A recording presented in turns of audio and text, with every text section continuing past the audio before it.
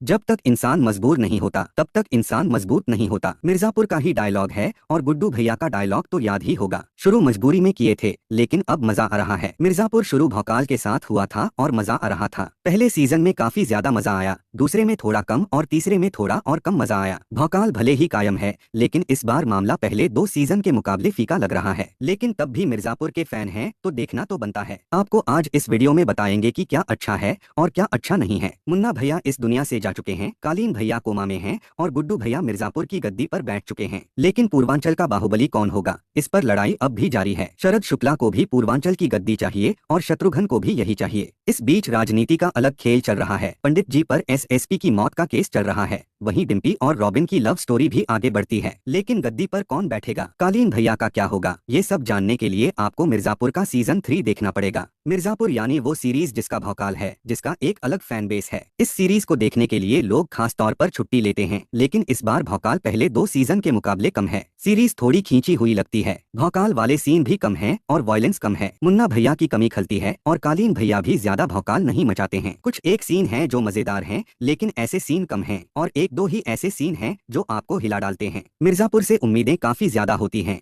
ये सीरीज अच्छी है लेकिन शानदार नहीं, और हाँ खराब तो बिल्कुल नहीं है। मिर्जापुर के फैंस को अच्छी तो लगेगी लेकिन उन्हें भी भौकाल में कमी जरूर महसूस होगी। कई सीक्वेंस जरूरत से ज्यादा खींचे गए हैं। गुड्डू भैया के कंधों पर पूरी जिम्मेदारी है। वो जब जब आते हैं मजा आ जाता है। लेकिन 10 एपिसोड को गुड्डू भैया अकेले तो खींच नहीं सकते थे। अली फजल ने गुड्डू भैया के किरदार में जान डाली है। वो जिस तरह से लोगों को मारते हैं, हिला डालते हैं, इस बार उन्होंने एक अलग तरह का इमोशन भी दिखाया है। ये सीजन अली फजल के कंधों पर टिका है और उन्होंने पूरी तरह से इंसाफ किया है। पंकज त्रिपाठी का रोल और भौकाल दोनों कम है, इसलिए मजा भी कम आया है। बाकी त्रिपाठी जी तो मंझे हुए एक्टर है। सबके कालीन भैया हैं तो उनकी एक्टिंग तो कमाल की है ही। रसिका दुग्गल यानी बीना भाभी का काम शानदार है। वो पल पल रंग बदलती हैं और इन शेड्स को रसिका ने जबरदस्त अंदाज में पेश किया है। अंजुम का काम अच्छा है और उनका रोल भी बड़ा और काफी अहम है। विजय वर्मा ठीक ठाक हैं। वो पिछले 3 साल में इतना आगे बढ़ चुके हैं कि उनसे उम्मीदें अब बहुत ज्यादा की रहती हैं और यहाँ उनका किरदार शायद उतनी मजबूती से लिखा नहीं गया लेकिन काम उन्होंने अच्छा किया है। श्वेता त्रिपाठी शर्मा यानी गोलू ने शानदार काम किया है। गुड्डू भैया का जबरदस्त तरीके से साथ दिया है